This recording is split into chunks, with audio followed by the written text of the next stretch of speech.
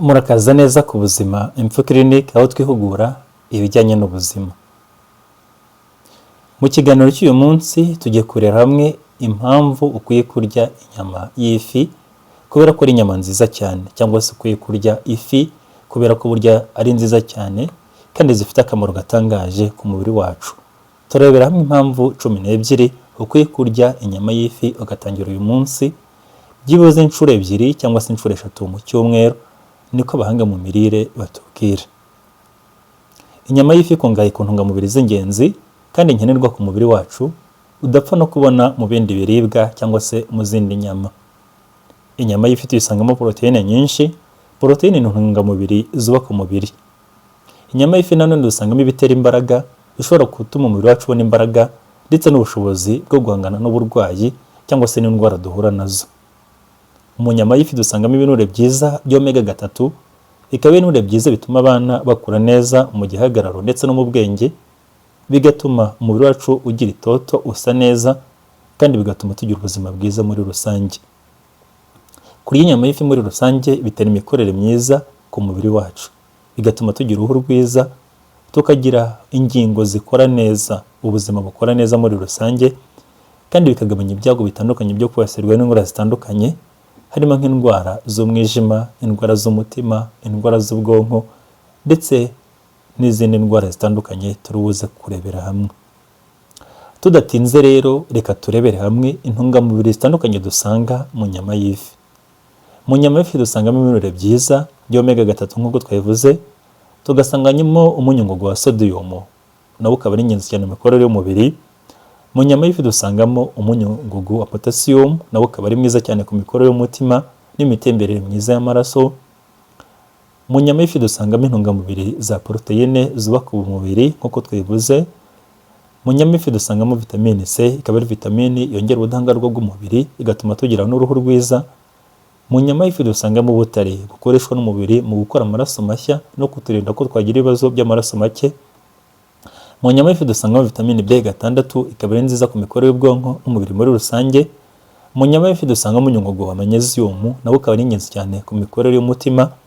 Mu nyama y'ifi dusangamo vitamine D, ikaba ari ingenzi cyane no mu gutuma tugira uruhu rwiza. Mu nyama y'ifi dusangamo ibinure bya omega 3 bituma tubasha gukura neza no kugira umubiri mwiza.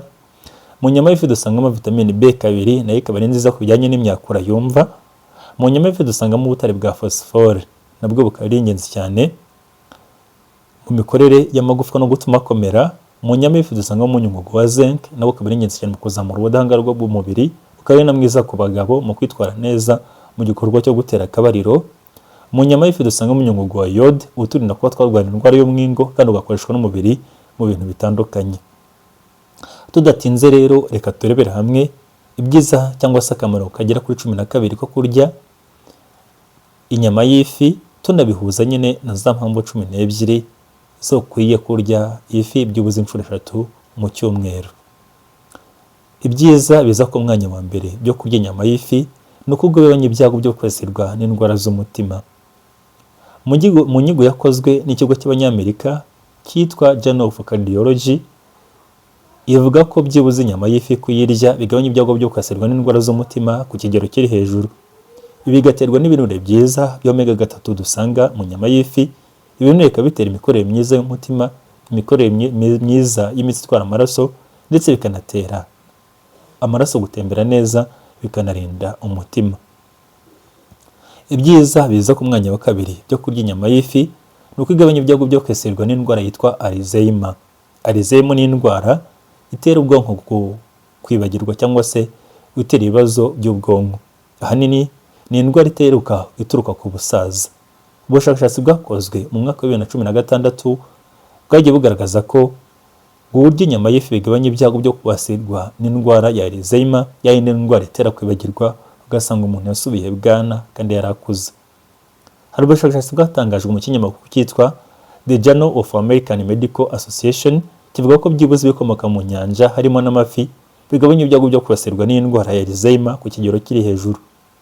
Burya ku muntu ugeze mu myaka 50 gusubiza hejuru watangiye kurya inyama y'ifi mu buryo bukwiye cyangwa se buri gihe byibuze 3 mu cyumweru, ibyago byo kwibasirwa n'indwara biragabanuka ku kigero cya 40%. Ubushakashatsi kandi bugaragaza ko abantu barya inyama y'ifi bagira ubwonko bukora neza, bakagira agace ko mu bwonko kitwa grey matter kanini, cyangwa se igice cyo mu bwonko cyitwa grey matter kinini cyane. Bikaba bituma rero ubwonko bukora neza ndetse ntibusaze imburagihe cyangwa se ngo bupfe gusaza mu buryo bworoshye. Umuntu urya inyama y'ifi akomeza kugira ubwonko butyaye, bufata mu mutwe, bwibuka kandi bukora neza. Muri make buprocessing amakuru bubona mu buryo bwihuse. Ibyiza biza ku mwanya wa gatatu byo kurya inyama y'ifi ni uko burya ishobora koroshya ibimenyetso by'indwara ya depression. Depression ni indwara y'agahinda gakabije nk'uko bitangazwa n'ikinyamakuru cyitwa The Journal of Psychiatry and Neuroscience, kivuga ko byibuze kurya inyama y'ifi n'ibikomoka mu nyanja bishobora kukuvura ndetse no koroshya ubukana bw'ibimenyetso by'indwara y'agahinda gakabije izwi nka depression. Depression ni indwara yibasira benshi, ni indwara buri wese ashobora guhura nayo bitewe n'ubuzima cyangwa se ibibazo arimo muri iyo minsi. Ariko kurya inyama y'ifi byagiye buha ubwonko ubushobozi bwo guhangana n'iyo ndwara ndetse umuntu akabasha kuyicamo cyangwa se kuyihangana nayo yemye. Muri make rero inyama y'ifi ishobora gukora nk'imiti cyangwa se kunganira iriya miti yitwa antidepressant, ikaba ari imiti iturisha ubwonko. Ibyiza biza ku mwanya wa kane byo kurya inyama y'ifi cyangwa se impamvu iza ku mwanya wa kane yo kurya inyama y'ifi ni uko burya inyama y'ifi ikungahaye kuri vitamine D ku bwinshi. Burya inyama z'ifi cyangwa se inyama zikomoka ku mafi ziba zikungahaye kuri vitamine D ku ngano nini cyane. Vitamine D ni vitamine y'ingenzi ibasha gutuma umubiri wacu ubasha kwinjiza calcium ihagije. Calcium nanone akaba ari umunyungugu w'ingenzi ku mikorere y'umutima ndetse n'umubiri muri rusange, no gukomeza amagufwa muri rusange no gutuma ukomera muri rusange. Ibyiza biza ku mwanya wa gatanu byo kurya inyama y'ifi ni uko burya ituma amaso yacu abona neza kandi ikanayarinda. Muri make kurya inyama y'ifi birinda amaso. Hari ikigo cyitwa Agence for Healthcare Research and Quality kigaragaza ko ibinure byiza by'omega 3 dusanga mu nyama y'ifi bitera imikorere myiza y'amaso, bikanatuma arushaho gukora neza, bikanagabanya n'ibyago byo kwasira indwara zimwe na zimwe zifata amaso, harimo nk'indwara za cataract, ubuhumyi ndetse n'izindi zitandukanye. Ibyiza biza ku mwanya wa gatandatu byo kurya inyama y'ifi ni uko burya ituma usinzira neza mu gihe wayiriye. Hari inyigo yatangajwe n'ikinyamakuru cyitwa The Journal of Clinical Sleep Medicine ivuga ko byibuze kurya inyama y'ifi byongera umubiri wacu gusinzira neza. Ibi bikaba biterwa na vitamine D dusanga mu nyama y'ifi ku bwinshi, kandi ikagira igira uruhare runini mu gutuma umubiri wacu ugira ibitotsi byinshi kandi ukabasha gusinzira neza. Ibyiza biza ku mwanya wa karindwi byo kurya inyama y'ifi ni uko burya ishobora kuvura ibiheri byo mu maso. Mu nyigo yatangajwe n'ikinyamakuru cyitwa Biomedical cyangwa se Biomed Central ivuga ko amavuta y'ifi cyangwa se amavuta akorozwe mu ifi ashobora kuvura ikibazo cyo kuzana ibiheri mu maso, aho bafata ifi bakayikoramo amavuta nkakora bakora amavuta y'inka, burya n'ifi bashobora kuyikoramo amavuta. Ayo mavuta rero akaba ashobora kuvura bimwe mu bibazo by'uduheri dufata ku ruhu rwacu. Ibyiza biza ku mwanya wa munane byo kurya inyama y'ifi ni uko ishobora kugabanya ibinure bibi bya cholesterol mu mubiri. Burya mu mubiri habamo cholesterol mbi ishobora gutuma turwara umutima, hypertension ndetse n'izindi. Hari kaminuza yitwa Baylor University Medical Center yakoze ubushakashatsi burebure ndetse n'inyandiko ndende ivuga ko ibinure byiza bya omega 3 dusanga mu mafi bigira uruhare runini mu kugabanya ibyago byo kwibasirwa n'indwara zifata indwara z'umutima, ariko biturutse ku mikorere mibi cyangwa se ku binure byinshi bya cholesterol biri mu mubiri, bya bindi twita urugimbu. Bikaba ari cholesterol yitwa LDL cyangwa se mu bwoko bw'iyitwa LDL, ikaba inafatwa nka cholesterol mbi kubera ko ishobora kuzibiranya imitsi itwara amaraso, ikaziba amaraso ntatambuke neza, igatuma umutima wacu usa n'uwifunze ntubona amaraso ahagije, ikanatera imikorere mibi y'umutima. Ibyiza biza ku mwanya wa 9 byo kurya inyama y'ifi ni uko burya ishobora kugabanya ibyago byo kwibasirwa n'indwara ya stroke. Burya umuntu urya inyama y'ifi ibyago byo kwibasirwa n'indwara ya stroke biragabanuka. Stroke ni indwara itera udutsi two mu bwonko kuba twakwangirika, amaraso ntagere neza mu bwonko. Hari ikinyamakuru cyitwa British Medical Journal kivuga ko byibuze ibinure byiza bya omega 3 dusanga mu nyama y'ifi bigabanya ibyago byo kwibasirwa n'indwara ya stroke itera udutsi two mu bwonko tuba twakwangirika, amaraso ntagere neza mu bice by'ubwonko. Iyi ni indwara ishobora gutera urupfu, gutera ubumuga bwa burundu cyangwa se gatera ibindi bibazo ku mubiri w'uwayirwaye.